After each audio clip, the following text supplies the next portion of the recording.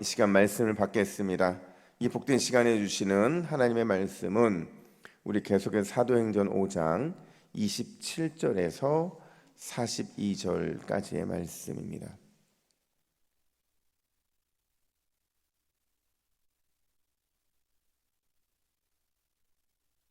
신약 195면에 있는 사도행전 5장 27절부터 42절까지의 말씀, 물러서지 않는 믿음이라는 제목으로 오늘 말씀을 받겠습니다. 27절부터 한 절씩 교독하겠습니다.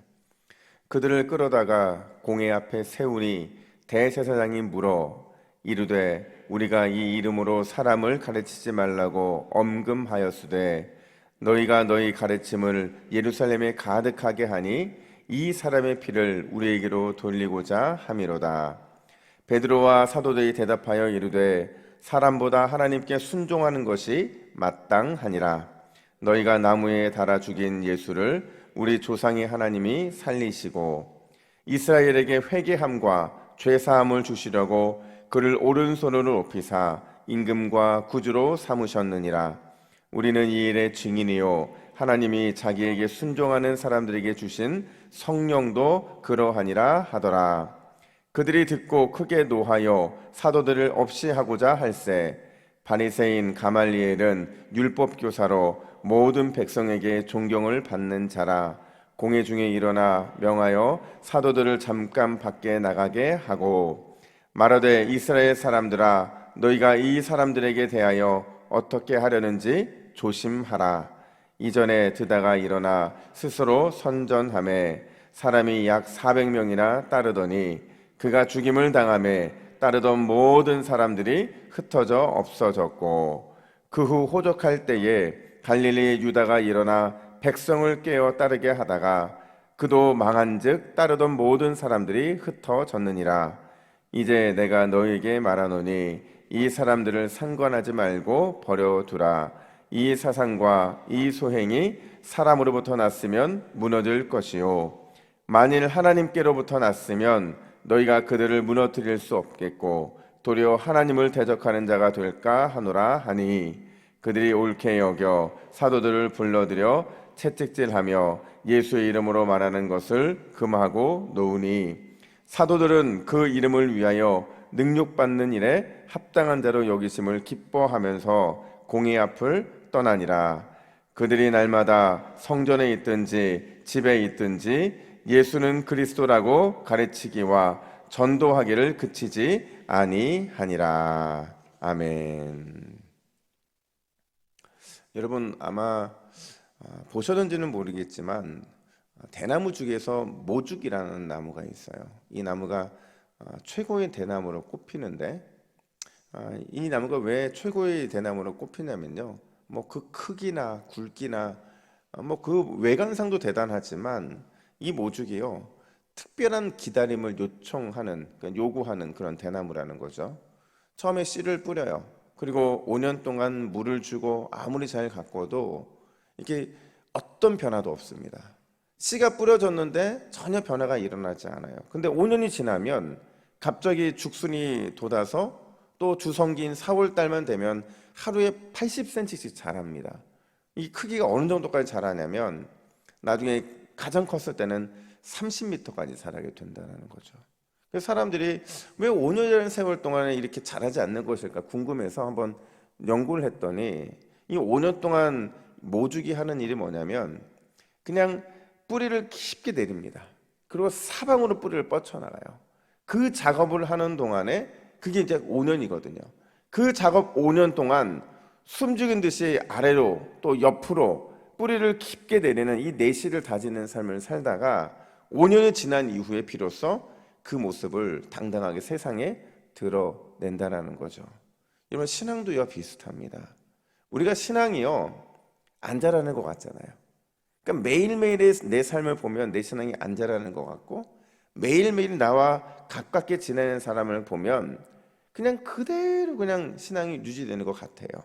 그런데 여러분 하나님이 선택한 백성들은 반드시 그 믿음이 자라게 되어 있는 줄로 믿습니다. 문제는 고비라는 거예요.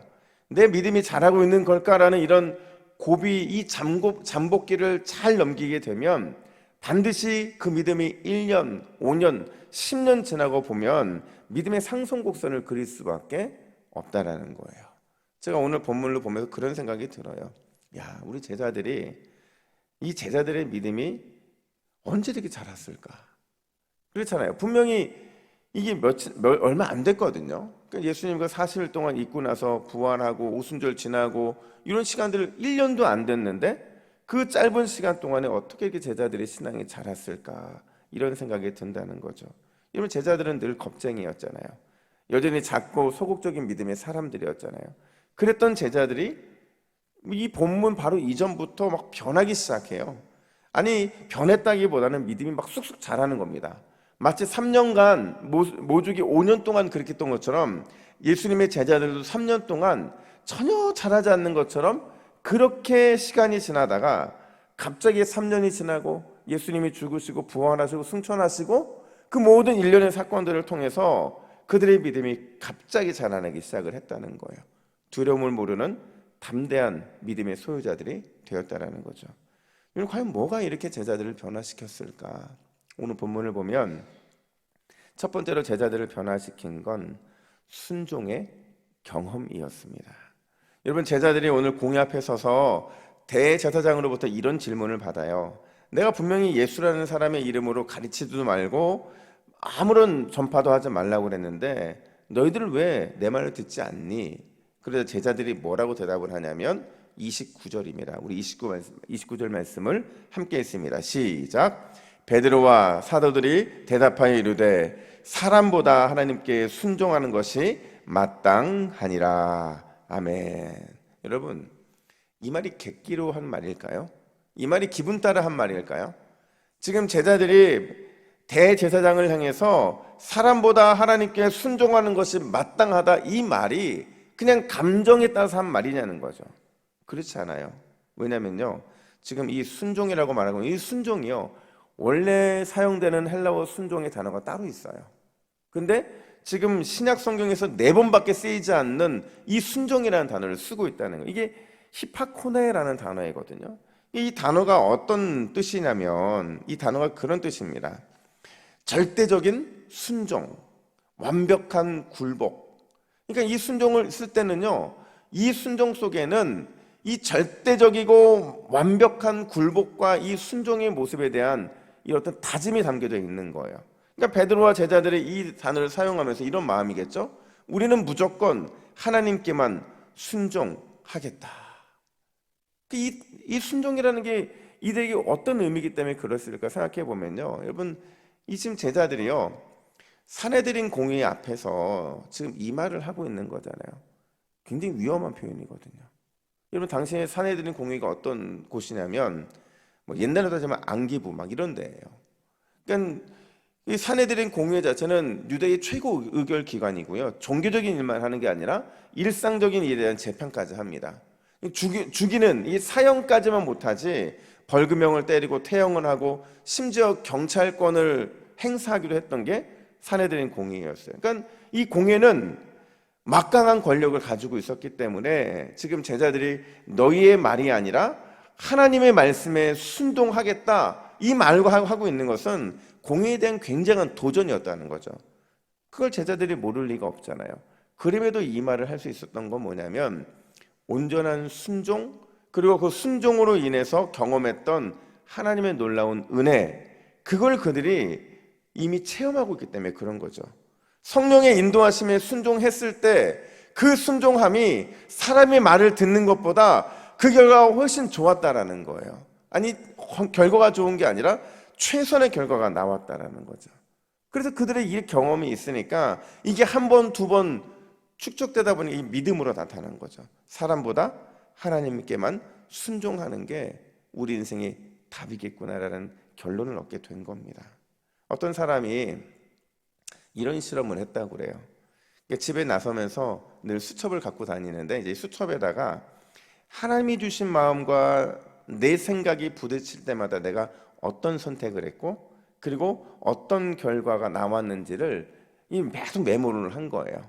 뭐 오늘 어떤 일을 행할까 하다가 나는 이걸 하고 싶은데 하나님 뜻은 무엇일까? 어떤 사람과 만났을 때 나는 이런 말을 하고 싶은데 하나님은 어떤 마음을 원하실까? 이런 것들을 계속 고민을 한 거죠. 그러면서 메모를 한 거예요.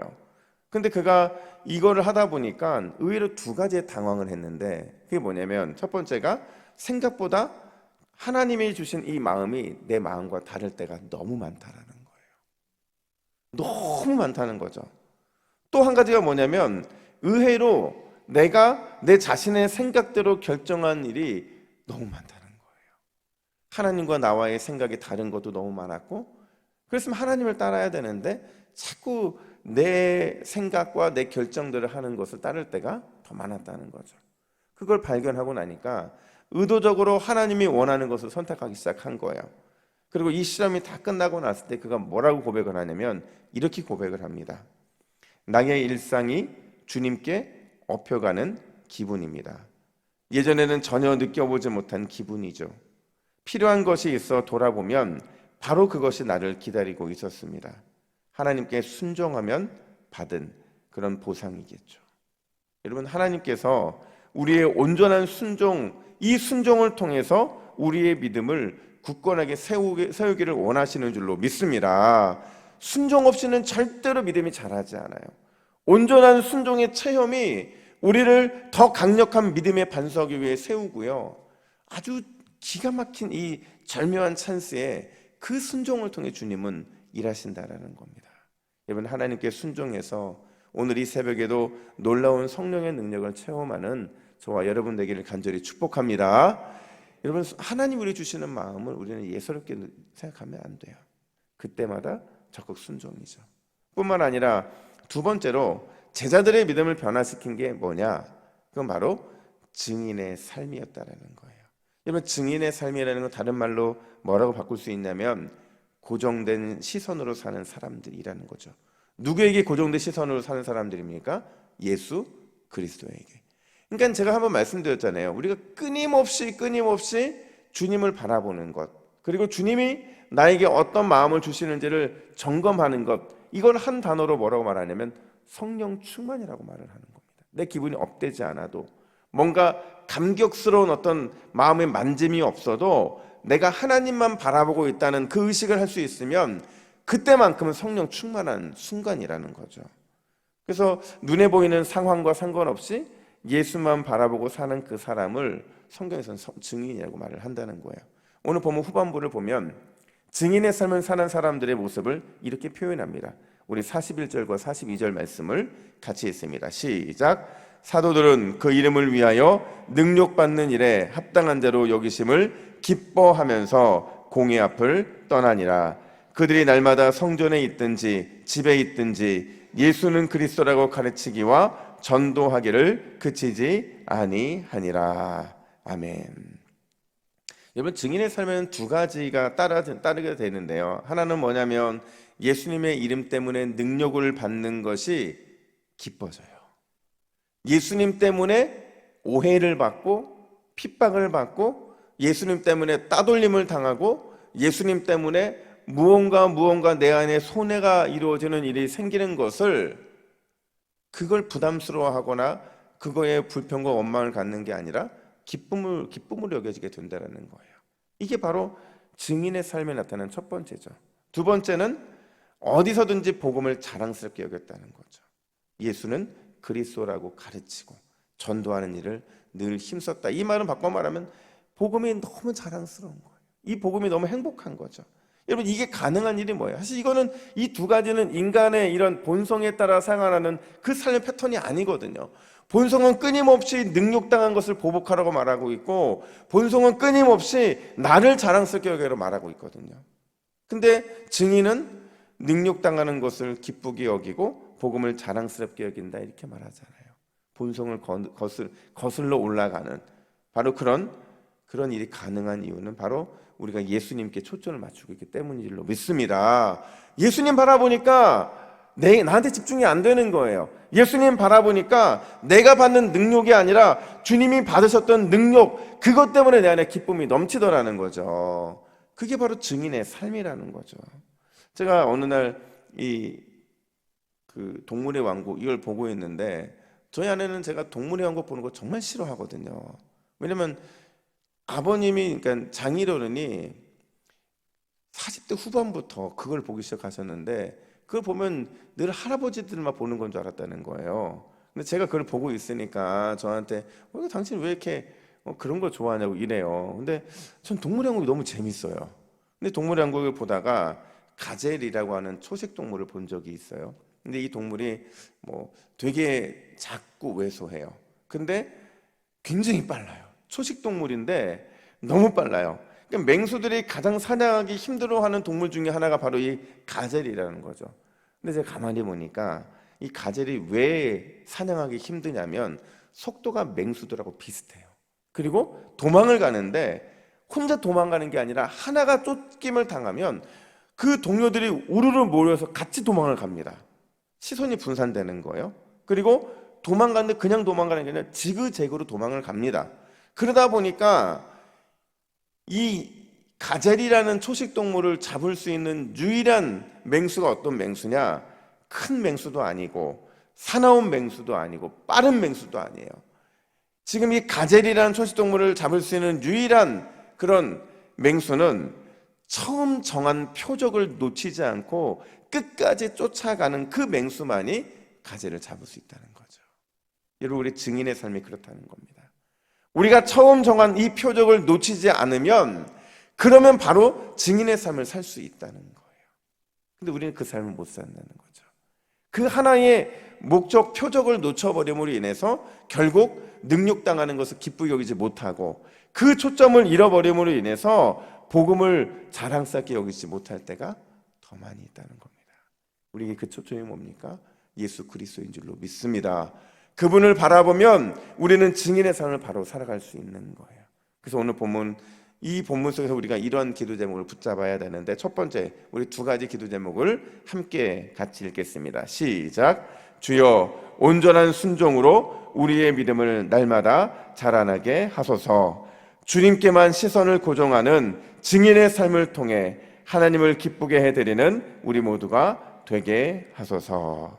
여러분, 오늘 이 새벽에 주님께만 시선을 고정하고 오늘 주일 주님이 우리에게 주시는 순종, 그 순종이 온전히 따라감으로 인해서 우리 믿음이 자라나는 이 새벽 되기를 예수님의 이름으로 축복합니다. 아멘. 함께 기도하겠습니다. 하나님 아버지, 감사합니다. 이렇게 제자들이 작은 믿음에서 큰 믿음이 될 수 있었던 것은 그들이 온전한 순종의 경험이 그들 안에서 그들을 깊게 변화시킨 줄로 믿습니다. 하나님 아버지, 우리도 온전한 순종의 사람들이 되게 하여 주시옵소서. 내 이성과 내 상식과 다르다 할지라도 주님의 그 결정 앞에 온전히 순종할 수 있도록 도와주시고, 그 순종을 할 때에 날마다 주님께만 시선을 고정함으로 흔들리지 않는 증인의 삶을 살아가는 우리 모두가 되게 하여 주시옵소서. 감사드리며 예수님의 이름으로 기도하옵나이다. 아멘.